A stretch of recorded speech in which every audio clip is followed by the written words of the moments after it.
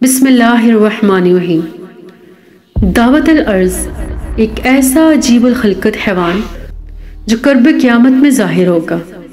یہ جانور زمین پر کس طرح دوڑتا پھرے گا، یہ کس طرح کی تباہی مچائے گا، اور مومنین اور کفار کے درمیان یہ جانور کس طرح تفریق کرے گا۔ اس دنیا نے جیسے زندگی کا سفر شروع کیا تھا، ویسے ہی ایک دن اس کے خاتمے کا دن بھی ہوگا، اور اسے قیامت کا نام دیا گیا ہے، جس کا قائم ہونا یقینی ہے اور جس میں کوئی شک و شبہ نہیں۔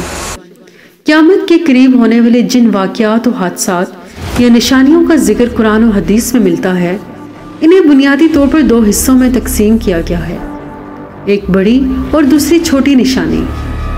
لہٰذا ان میں چھوٹی علامتیں اور نشانیاں ایسی ہیں جو قیامت سے پہلے رونما ہوں گی، جبکہ کچھ نشانیاں رونما ہو چکی ہیں۔ ان میں نبی صلی اللہ علیہ وسلم کی بعثت، دولت کی فراوانی، اہل و علم کا فوت ہو جانا، زنا کا عام ہونا، قتل عام ہونا، کثرت سے زلزلے آنا، خواتین کا باریک اور تنگ لباس پہننا، جزیرہ عرب کا سرسبز و شاداب ہو جانا، اور اس طرح کی بے شمار نشانیاں ہیں۔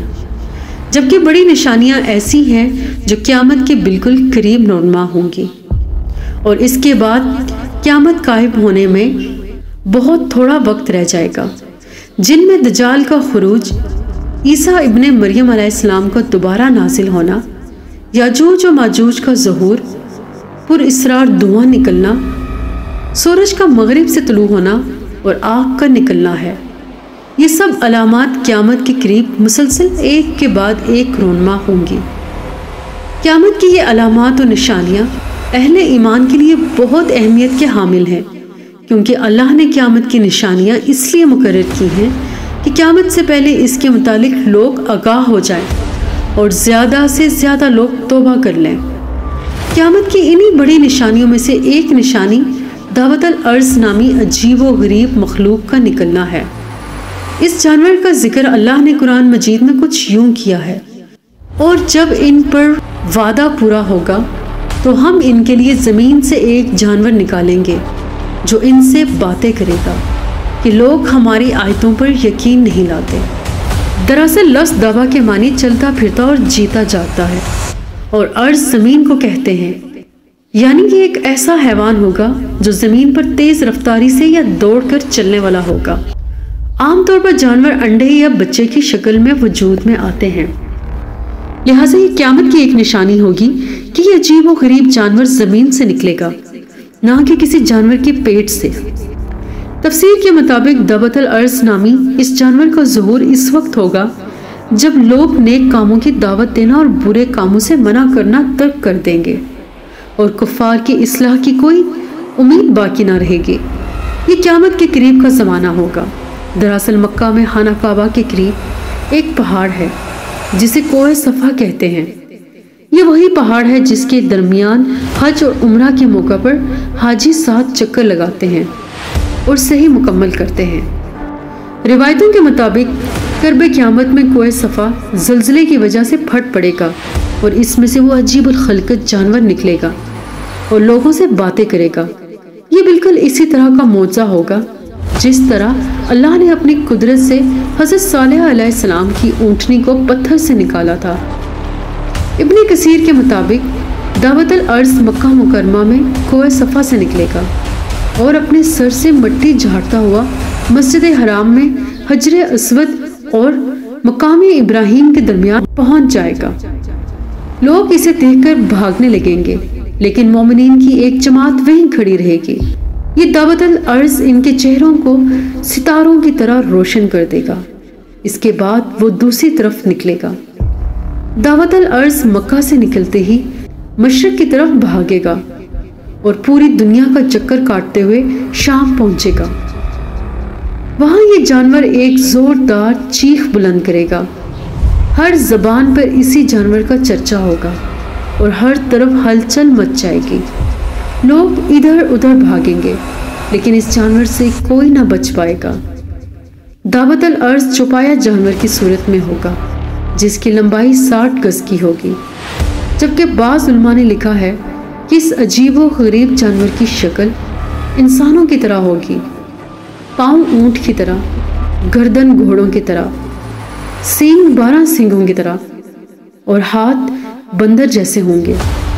دعوت الارض لوگوں سے باتیں کرے گا اور انہیں قیامت کی خبر دے گا۔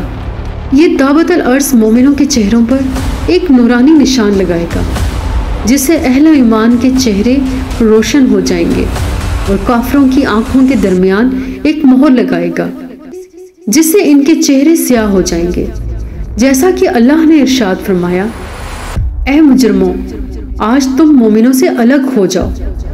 لہٰذا اس وقت مسلم اور کافر کا فرق صاف ہو جائے گا اور پورا امتیاز حساب و کتاب کے بعد ہوگا۔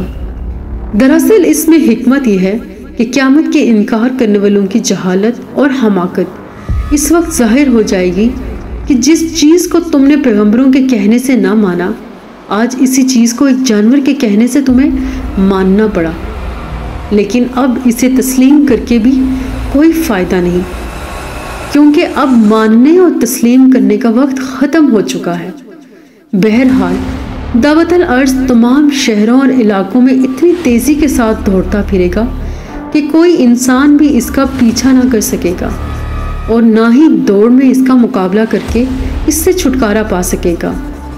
جہاں جہاں یہ جانور جائے گا، ہر شخص پر نشان لگاتا جائے گا۔ دعوت الارض کے نکلنے کے بعد نہ تو کوئی توبہ کر سکے گا اور نہ ہی اسلام قبول کر پائے گا۔ جو کافر ہوگا وہ کفر پر قائم رہے گا، اور جو مومن ہوگا اسے اسلام پر ہی موت آئے گی۔ دعوت الارض کے نکلنے کے بعد حاملہ خواتین کے حمل وقت سے پہلے گر جائیں گے، میٹھا پانی کڑوا ہو جائے گا، دوست دشمن بن جائیں گے، حکمت ختم ہو جائے گی۔ انسان کی وہ تمنائیں ہوں گی جو کبھی پوری نہ ہوں گی، اور ان چیزوں کی کوشش ہوگی جو کبھی حاصل نہ ہوگی۔ جدید دور کے کچھ مفروضوں کے مطابق دعوت الارض دراصل کوئی حقیقی جانور یا حیوان نہیں، بلکہ جدید سائنس کی نئی دریافت سے بنی تکنیکی مشین ہوگی، جسے آج آرٹیفیشل انٹیلیجنٹ کا نام دیا جاتا ہے، کیونکہ AI کے ذریعے بنائی گئی سواری میں ہی اتنی قوت ہو سکتی ہے کہ وہ چند لمحوں میں ہی پوری دنیا کا چکر کاٹ سکے۔ لیکن یہ بات محض ایک مفروضہ اور نظریہ ہے جسے حتمی طور پر نہیں مانا جا سکتا، اور محض قیاس آرائیاں ہی کی جا سکتی ہیں۔